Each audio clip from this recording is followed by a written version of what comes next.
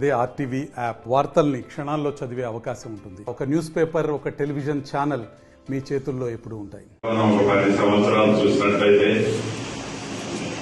ప్రతి సంవత్సరం July mid నుంచి సెప్టెంబర్ మిడ్ వరకు ఈ గోదావరి అనేది 10 సంవత్సరాల్లో 7 సంవత్సరాలు ఫ్లడ్ వస్తుంటుంది. ఈ ఫ్లడ్ వచ్చినప్పుడు ఈ గోదావరి పరివాహక ప్రాంతాల్లో ఉండే ప్రజలు గాని ప్రాణ నష్టము, ఆస్తి నష్టము జరగకుండా ఉండే విధంగా ఆ ప్రభుత్వాలు ఏవైనా దీన్ని కాపాడే బాధ్యత ఎప్పుడు అధికారులుగా మీ మీదనే ఉండేది. మీరు చాలా అనుభవశాలు. అధికారులు ఒకరోజు ఇక్కడ ఉంటారు, ఇంకో రోజు ఇంకొక ప్లేస్ లో ఉన్న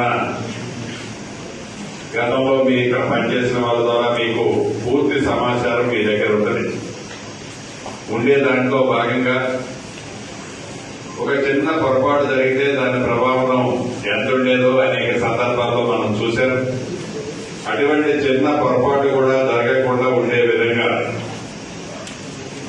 ఈనాడు గౌరవ ముఖ్యమంత్రి రేవంత్ రెడ్డి గారి నాయకత్వంలోని ఈ ప్రభుత్వం ముందు చూపుతో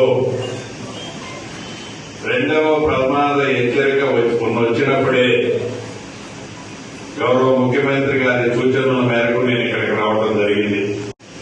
దయచేసి అధికారులని మీ అందరినీ రిక్వెస్ట్ చేసి చెప్పేది, గతంలో ఏవైతే చిన్న చిన్న పొరపాట్లు ఉన్నాయి ఆ పొరపాట్లు మళ్ళా రిపీట్ కాకుండా ఆనాడు కాంగ్రెస్ ప్రభుత్వం అధికారంలో ఉన్నప్పుడు బ్లడ్ బ్యాంక్స్ బోత్ సైడ్స్ ఏర్పాటు చేశారు. కొన్ని ప్రదేశాల్లో ఆ బ్లడ్ బ్యాంక్స్ కంప్లైంట్ కోర్టులలో ఉన్న కారణం చేత పూర్తి చేయలేదు.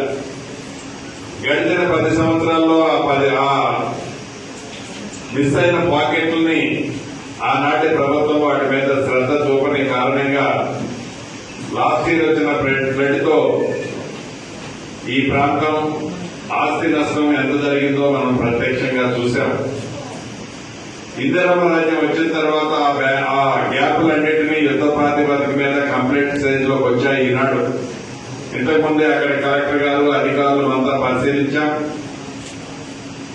ఈ రాత్రికి కలెక్టర్ గారికి ఉన్న ఇన్ఫర్మేషన్ ప్రకారం ఇంజనీరింగ్ అధికారులు, ఇరిగేషన్ శాఖ అధికారులు చెప్పిన దాని ప్రకారం సుమారు రేపు ఉదయానికల్లా 55 ఫీట్కి రీచ్ అవుతుంది అని చెప్తున్నారు. ఇంకా మాన్సూన్స్ చాలా సివియర్ గానే ఉన్నాయి.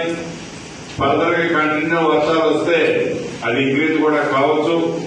ఈ రోజు ఉన్న సిచ్యువేషన్, ఈ మినిట్ లో ఉన్న సిచ్యువేషన్ ప్రకారం 55 ఫీట్ దగ్గర మార్నింగ్ దగ్గర హోల్డ్ అవుతుందని అనుకుంటున్నాం.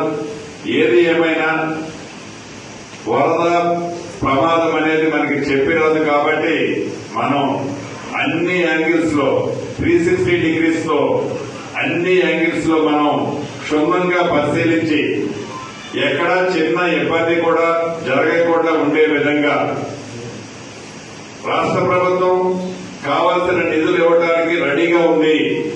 అది మీకు పూర్తిగా తెలియజేయడం అన్నది నా బాధ్యత. ఎక్కడ నిధులు లేవు కారణంగా ఈ నష్టం జరిగింది అనేది రాకుండా ఉండే విధంగా నిధులు కావాల్సి అన్ని ఇవ్వడానికి సిద్ధంగా ఉంది. కాబట్టి మీ డిపార్ట్మెంట్స్ నుంచి ఫుల్ ఎఫర్ట్ పెట్టాలని, ఏదైతే ఈ ఫ్లడ్ తో పాటుగా మన హెల్త్ సెక్టార్ లో కూడా ప్రమాదం ఉంది. అసలే సీజన్ స్టార్ట్ అయినప్పుడు మనకి సీజనల్ డిసీజెస్ స్టార్ట్ అయ్యే టైం ఇది. దాంతో పాటు ఈ ఫ్లడ్ ఎఫెక్ట్ అయినప్పుడు ఇంకా అవి ఇంక్రీజ్ అవుతాయి. నిన్న మొన్న కొన్ని ట్రాన్స్ఫర్స్ అన్ని కూడా జరిగినప్పుడు ఒక్కొక్క దగ్గర ఫుల్ ఫ్లెడ్జ్ లో టీం ఉన్నారు, ఒక దగ్గర ఇంకా జాయిన్ అవ్వలేదు. అది హెల్త్ డిపార్ట్మెంట్ వారు డిఎంఎన్హెచ్ఓ గారు ఒకసారి మీటింగ్ అయిన తర్వాత కలెక్టర్ గారితో కూర్చొని దాన్ని ఒకసారి రివ్యూ చేసుకుని అది షార్ట్ అవుట్ చేయండి. ఎడ్యుకేషన్ డిపార్ట్మెంట్ వారు డిఈఓ కూడా వచ్చేది అనుకుంటాను. మీ దగ్గర కూడా ఉన్న దగ్గర టీచర్స్ ఉన్నారు, లేని దగ్గర లేరనే కంప్లైంట్లు ఉన్నాయి. వాటిని కూడా ఎక్కడైతే షార్ట్ ఫాల్ ఉందో ఒకసారి కలెక్టర్ గారితో మీరు షేర్ చేసుకుని అవసరమైతే వాళ్ళకి డిప్యుటేషన్ ఎవరి పరిధిలో ఉంటే వాళ్ళు ఇమీడియట్ గా విత్ ఇన్ 1-2 డేస్ లో దాన్ని కూడా ఇంప్లిమెంట్ చేయాలని కోరుతూ కలెక్టర్ గారు చెప్పినట్టు సెక్టార్ వైద్యుగా ఫస్ట్ రెవెన్యూ క్లుప్తంగా మీరు ఏం చేస్తున్నారు, ఇంకా ప్రభుత్వ పక్షాలు మీకు కావాల్సిన సూచనలు సలహాలు పర్మిషన్స్ ఏం కావాలో టక కపుల్ ఆఫ్ 1-2 minutes 3-4 minutes లో మీరు గైడ్ చేయండి. మరిన్ని వీడియోస్ కోసం ఛానల్ ని సబ్స్క్రైబ్ చేయండి, లేటెస్ట్ అప్డేట్స్ కోసం వాట్సాప్ ఛానల్ ని ఫాలో చేయండి అండ్ లింక్ డిస్క్రిప్షన్ లో ఉంది.